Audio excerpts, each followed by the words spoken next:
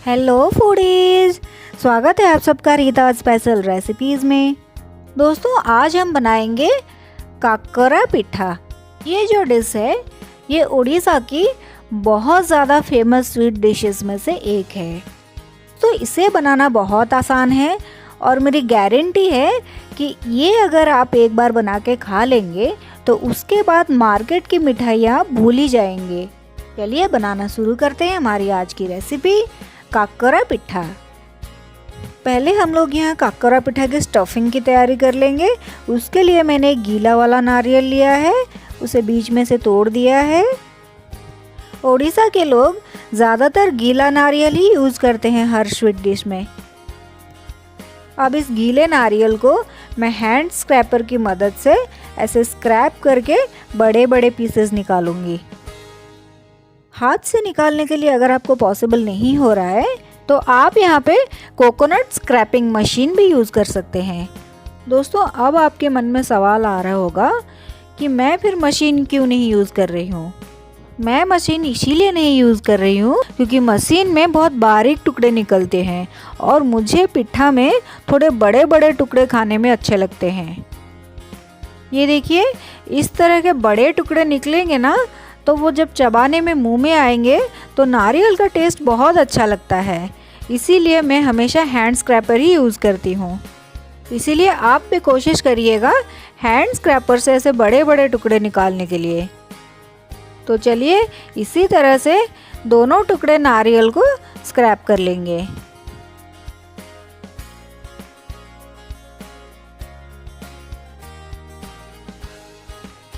ये देखिए, हमारा नारियल स्क्रैप हो चुका है। कुछ इस तरह दिखता है स्क्रैप होने के बाद उसके शेल्स। अब मैंने गैस पे रख दिया है गर्म होने के लिए आधा लीटर मिल्क को हम फाड़ के इसका छेना निकालेंगे स्टफिंग के लिए। मिल्क जब तक अच्छे से बॉयल नहीं हो जाता तब तक चम्मच की मदद से ऐसे चलाते रहना है। मिल्क में बॉयल आ चुका है। अब इसमें मैं डाल रही हूँ विनेगर और पानी का मिक्सचर।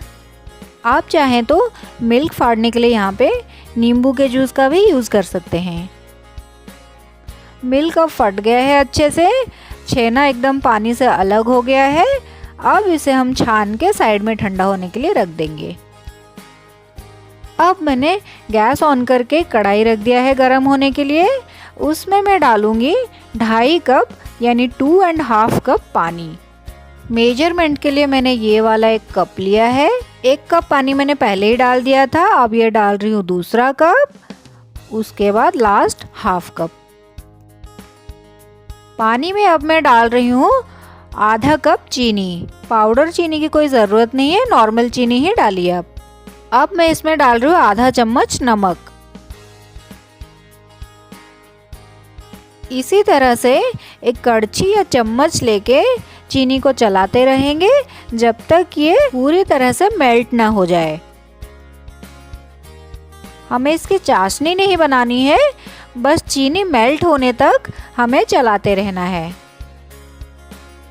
शुगर अच्छे से मेल्ट हो गया है पानी में, बस थोड़ा सा और बॉयल आने देंगे इस पानी में। आप देख पा रहे होंगे पानी में थोड़ा थोड़ा बॉयल आ गया है। अब हम इसमें सूजी मिलाएंगे, लेकिन ध्यान रहे पूरा सूजी एकदम से नहीं डालना है, नहीं तो सूजी में लम्प्स बन जाएगा। इसीलिए एक हाथ से धीरे धीरे करके सूजी को डालते जाएंगे और दूसरे हाथ से कड़छी लेके फटाफट सूजी को मिलाते जाएंगे। मिक्सचर में अगर एक बार लम्प्स बन गया तो उसे सुधारना बहुत मुश्किल काम है। इसीलिए ध्यान से धीरे धीरे करके मिलाएंगे। यहाँ पे और एक टिप देना चाहूँगी मैं, आप चम्मच या कड़छी जिस भी चीज़ का यूज़ करेंगे थोड़ा मोटा वाला लीजिए, क्योंकि सूजी सूखने के बाद थिक हो जाता है और डो को चलाने के लिए चम्मच के ऊपर बहुत प्रेशर आता है। इसलिए पतला चम्मच यूज़ करेंगे तो वो टेढ़ा हो जाएगा। यहाँ पे और एक भी टिप देना चाहूँगी मैं कि मिठाई जैसी चीज़ बनाने के लिए हमेशा हैवी बॉटम वाली कढ़ाइयाँ ही यूज़ करिएगा। उससे मिक्सचर नीचे से जल्दी से जलता नहीं है और हीट भी बैलेंस हो जाता है। सूजी का डो बनाने के लिए मैंने यहाँ पे लिया है 2 कप सूजी, 2.5 कप यानी 2.5 कप पानी और आधा कप चीनी। ये देखिए हमारी डो एकदम ड्राई हो गई है। अब ये एकदम परफेक्ट है, इससे ज़्यादा ड्राई नहीं करना है हमें। अब सूजी के इस डो को मैं अलग से एक थाली में निकाल दूंगी। इस स्टेज पे कढ़ाई बहुत ज़्यादा गर्म रहता है, तो थोड़ा ध्यान से हैंडल करिए आप। सूजी अभी बहुत ज़्यादा गर्म है, आप देख पा रहे होंगे डो से कितना धुआं निकल रहा है। अभी इसे हाथ बिल्कुल भी नहीं लगाना है, नहीं तो हाथ जल जाएगा। इसे हम साइड में ठंडा होने के लिए रख देंगे और स्टफिंग की तैयारी कर लेंगे। स्टफिंग के लिए मैंने यहाँ पे गैस ऑन करके एक पैन रख दिया है गर्म होने के लिए। अब पैन में मैं डाल रही हूँ 2 छोटे चम्मच घी। मैं यहाँ पे देसी घी का यूज़ कर रही हूँ, आपके पास जो भी अवेलेबल है आप ले सकते हैं। अब घी को ज़रा पैन में सब जगह पे फैला लेंगे ऐसे। अब मैं पैन में डाल रही हूँ वो छेना जो हमने स्टार्टिंग में दूध को फाड़ के निकाल के साइड में रखा था। छेना को हम हल्का सा 1-2 मिनट के लिए रोस्ट करेंगे, जब तक छेना का पानी ड्राई ना हो जाए। टुकड़े थोड़े बड़े बड़े रह गए हैं, तो इसे स्पैचुला की मदद से इसे हल्का हल्का सा प्रेस करके छोटे छोटे टुकड़े कर देंगे इसके। छेना रोस्ट हो गया है। अब इसमें मैं डाल रही हूँ हमारा ग्रेटेड कोकोनट। अब इसे 20 से 30 सेकंड के लिए हल्का सा भून लेंगे पहले। उसके बाद इसमें मिलाएंगे आधा कप चीनी। मैंने यहाँ पे टोटल 1 कप चीनी का यूज़ किया है। आधा कप मैंने पानी में डाला था जब स्टार्टिंग में सूजी बॉईल किया था, और बाकी का आधा कप मैंने अभी नारियल में डाला है। अगर ग्राम के मेजरमेंट में देखेंगे तो मैंने यहाँ पे आधा किलो सूजी यूज़ किया है और लगभग 250 ग्राम चीनी। छेना और नारियल को हम अच्छे से रोस्ट कर लेंगे। गैस का फ्लेम मैंने यहाँ पे मीडियम रखा है। नारियल और पनीर हल्का रेडिश कलर आने तक हम इन्हें अच्छे से भूनेंगे। हमने नारियल में शुगर डाला है, इसीलिए शुगर नीचे से बहुत जल्दी जलता है, तो छोड़ना बिल्कुल भी नहीं है मिक्सचर को, बीच बीच में चलाते रहना है। अब मैं ले रही हूँ 4 छोटी इलायची और 8-10 दाने काली मिर्च के। लेकिन इन सबको ऐसे साबुत नहीं डालना है, इसका पाउडर डालना है हमें। तो जब तक एक साइड में नारियल भुनता है तब तक हम दूसरे साइड में इन सबको कूट के इसका पाउडर निकाल लेंगे। इलायची और काली मिर्च का पाउडर रेडी है। अब इसे हम नारियल में मिला देंगे। अब इसे हम अच्छे से मिक्स कर लेंगे। ध्यान रहे इलायची और काली मिर्च का पाउडर एकदम एंड में डालना है और उसके बाद ज़्यादा नहीं भुनना है नारियल को। अब मैं गैस को बंद कर दूंगी। स्टफिंग यहाँ पे एकदम रेडी है। अब हम इसे साइड में ठंडा होने के लिए छोड़ देंगे और आगे का प्रोसेस कर लेंगे।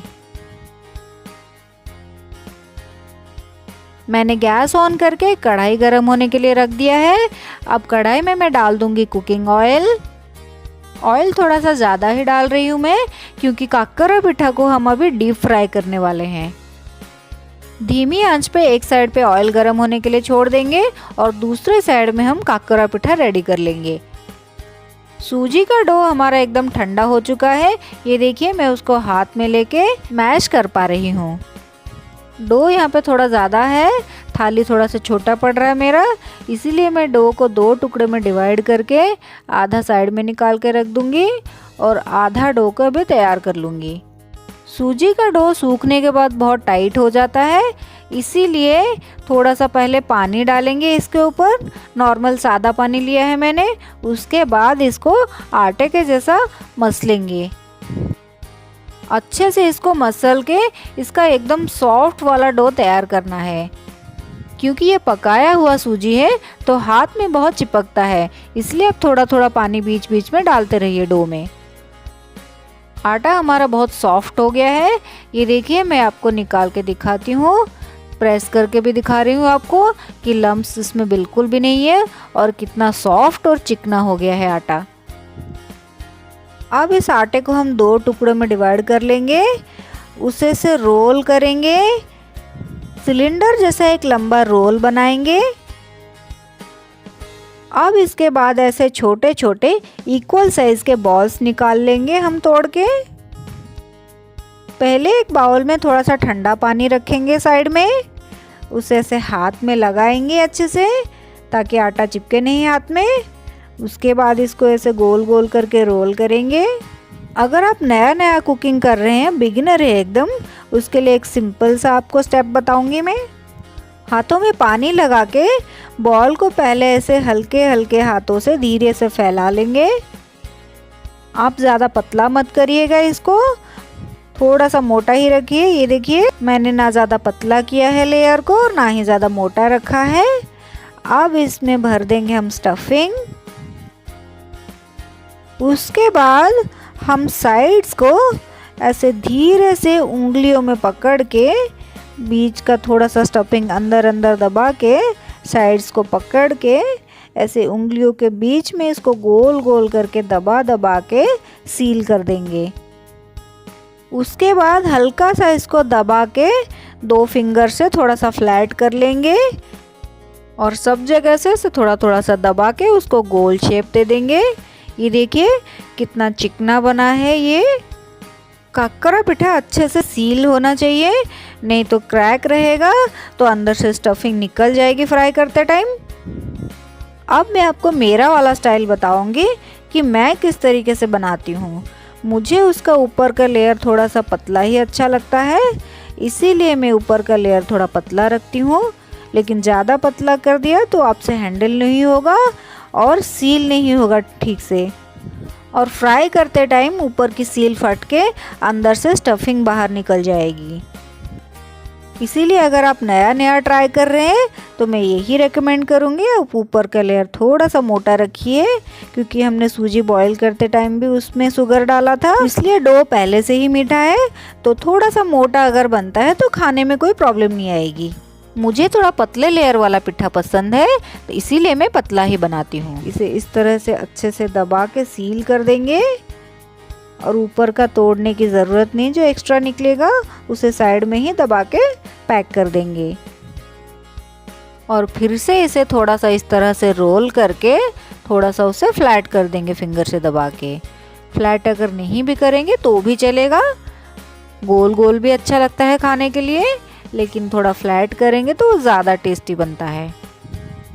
अगर उंगलियों के बीच में से सील करना आपसे नहीं हो पा रहा है तो और एक सिंपल सा तरीका मैं आपको बताती हूँ। सेम पिछली बारी के जैसे ही पेड़े को एकदम फ्लैट कर देना है, घुमा के पतला लेयर करके।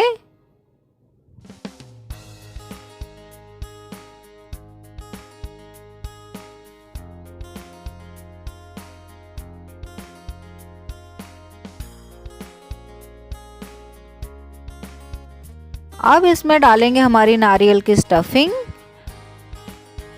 मुझे थोड़ा सा ज़्यादा पसंद है, इसलिए मैं क्वांटिटी ज़्यादा रख रही हूँ।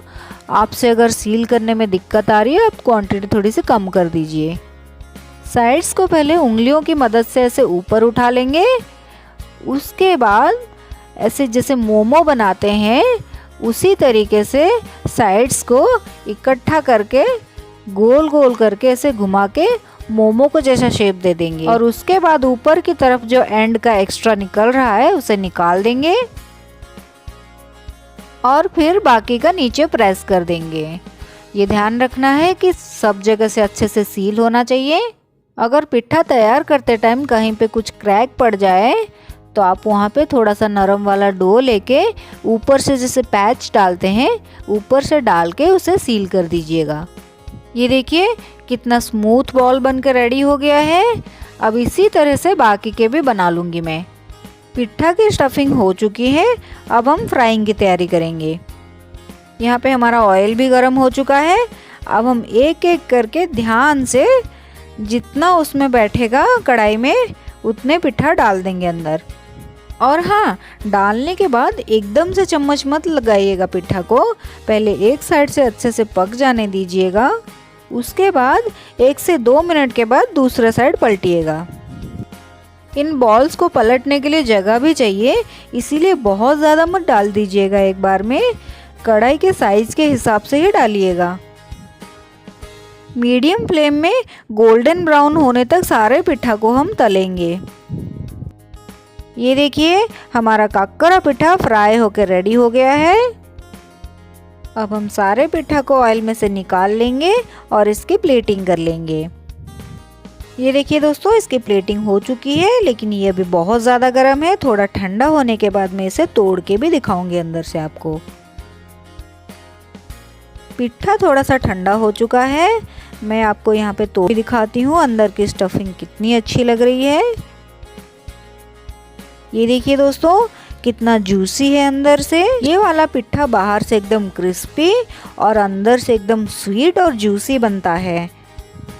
दोस्तों, उड़ीसा स्टेट के घर घर में ये पिट्ठा बहुत फेमस है। हर त्योहार में ये स्वीट बनाई जाती है वहाँ पे। इसीलिए मैं आपको रेकमेंड करूँगी कि ज़रूर एक बार ये पिट्ठा बनाइए और खा के मुझे कमेंट करके बताइए कि आपको कैसा लगा ये काकरा पिट्ठा। दोस्तों, अगर आज की ये वीडियो मेरी आपको पसंद आई तो वीडियो को लाइक ज़रूर करिएगा और मेरे चैनल को सब्सक्राइब करना नहीं भूलिएगा। चैनल सब्सक्राइब करने के बाद बेल आइकॉन प्रेस करना बिल्कुल भी ना भूलिएगा, ताकि आगे आने वाली हमारी और भी बहुत अच्छी और इंटरेस्टिंग रेसिपीज़ आपसे मिस ना हो। तो चलिए दोस्तों, मिलते हैं अगले वीडियो में। तब तक के लिए स्वस्थ रहें और मस्त रहें।